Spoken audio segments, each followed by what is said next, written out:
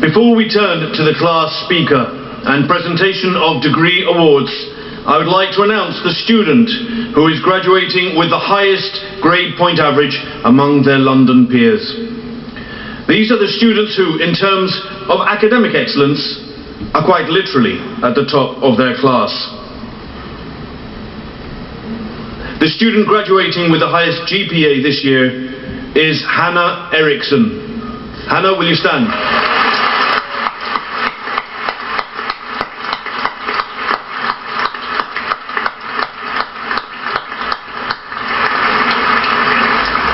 I hate to think that she's still studying. Congratulations, Hannah, and congratulations to everyone. This year, the students of the graduating cohort elected a class speaker. To be voted class speaker is a great honor, as it illustrates that you have the utmost respect from your fellow students. Class speakers are students who embody the cross-cultural tolerance, engagement and the HULT community and the academic excellence that HULT stands for. I am very pleased to say that the 2016 class speaker embodies each of these qualities in abundance. They have explored all the different HULT campuses through rotation. They have experienced the HULT Impact Challenge. In his first year at HULT, this student wanted everyone to look smarter and more stylish, so they brought in an Italian clothes designer. So thank you for the feedback. He also ran a marathon, but I don't know how he was dressed for that. I can be fairly certain, however, that today he is wearing a graduation gown. So to say a few words on behalf of the Bachelor in Business Administration graduands, will you please give a warm welcome to Lorenzo Sicali.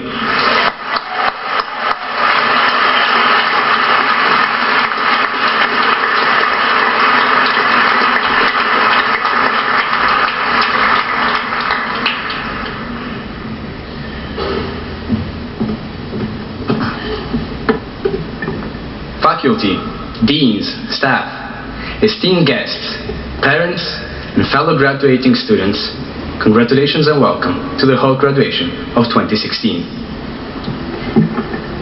When 5 weeks ago I received the news that I had been appointed as class speaker, I committed myself to deliver a provocative and charming speech, to which I have dedicated the same effort many of us have put into preparing for the most important of exams. So late last night, I began Googling my way to inspiration. As I stand here, I would like to take this opportunity to share a message, because I do believe that just like me, each and every single one of us has something great and potentially life-changing to share. We just need an opportunity. And I have no intention of wasting mine. Today, we're here to celebrate the end of our graduating years, but it is of crucial importance not to forget what allowed us to be here in the first place: the privilege of receiving an education. Not from just an institution, no. We received it from an institution that welcomes an astonishing 118 nationalities. How amazing is that? As students, our commonalities brought us together and pushed us to give life to amazing projects such as the HULT Stallions, the Ski and Snowboard Club, the Music and Jamming Society, and even to have a chocolate fountain at one of HULT events. A small one, but we had it. If it would have not been for the practical education HULT gave us, and the constant stimuli and incentives provided by our faculty, these and many other initiatives would have never taken place. And it is these very commonalities that made me understand that the people who I surrounded myself with are more similar to me than I could have ever imagined. Anybody who ever had a group project or wish they took a different course. Anybody who lost countless nights of sleep thanks to the oral microeconomics exam. And anybody who regretted taking a 9 AM class due to a hangover from the previous night. Of course, there are differences too. Some of us have already started pursuing that path, and that's incredible. But I do believe that it is essential not to let yourself down if, like me, you haven't found your way yet. We now have the opportunity to try, go out there and challenge ourselves, to say yes the next time, to say yes more. Dare to do. If people like Leonardo da Vinci, Steve Jobs, or Madame Curie didn't think different, and never dared to do something new, something for the first time, we will not be where we are today. My fellow classmates, don't be afraid to fail. Try new things. Don't be discouraged if others around you do not understand what you're doing. Because in the end, it is our failure to become our perceived ideal that ultimately defines us and makes us unique. And remember, you're not doing it wrong if nobody knows what you're doing.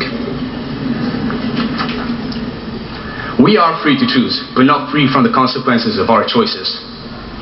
So before you take that choice, do ask yourself one question. Who do I want to be? Not what, but who. What problems do you want to solve in the world? I see now sitting in front of me many future CEOs, bright entrepreneurs, and potentially even a future president. But what is it that distinguishes us from one another? Yes, we're incredibly smart, and sometimes we look good in pictures. But we have to realize that it is not who we pretend to be that distinguishes us. It is not your name, gender, religion that defines you. It is who we try to hide that determines who one truly is.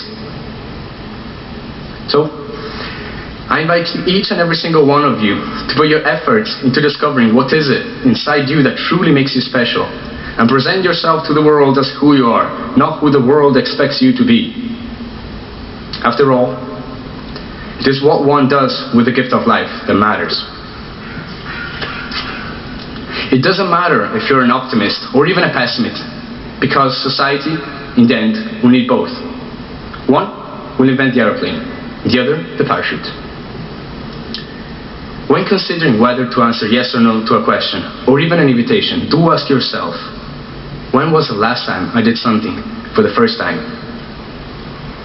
Those of you who, like me, said yes and decided to explore a new city, making the most out of the opportunity of traveling that HULT gave us, will agree with me when I say it was worth it.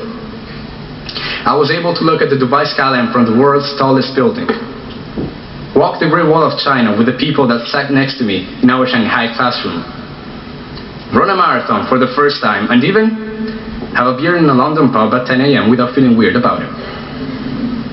The list goes on. The point is, if I would have said no when asked to travel or join some friends in a crazy adventure, I will most likely not be here speaking today. And I would certainly not be the person who I have become. So to all of you who I managed to spend time with, I say, thank you. In addition to you all, I would like to now thank the members of staff and faculty who have contributed in a very significant way to our journey.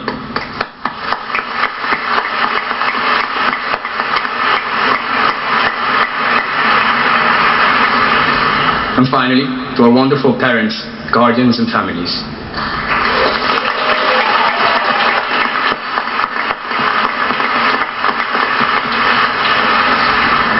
Each and every single one of you have played a part in our success to ensure that we're all here present today.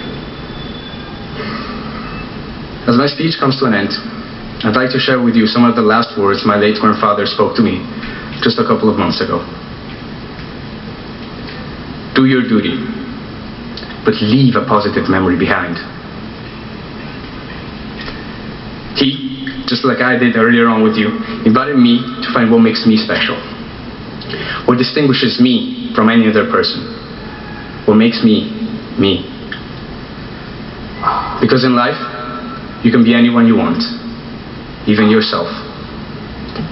Thank you, and once again, congratulations to the HULT class of 2016.